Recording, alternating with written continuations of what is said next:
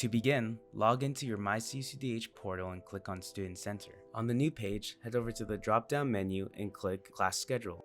After that, click the blue arrow button on the My Class Schedule page. Click the term you want to review your schedule, then click Continue. You will then see your class schedule. Let's look at a course and learn how to read it. Right below your class title, you can see a status that states if you are enrolled or waitlisted in a course or dropped from the course. Next to it, you can see Unit, which is how many credits the course gives you. Grading indicates the type of grading that is used in the course. Grade is where you can find your grade once the semester has ended and grades have been posted.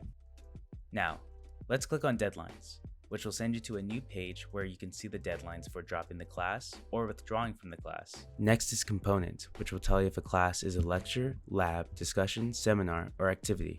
Days and Times informs you when the class is scheduled to meet and end. If it says TBA, it means either your class is fully online or the time isn't exact yet.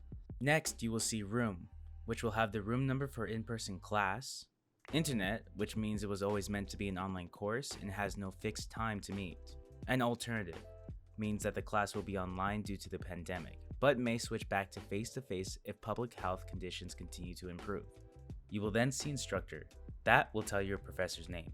After that, start/end date will let you know the first and last day of class.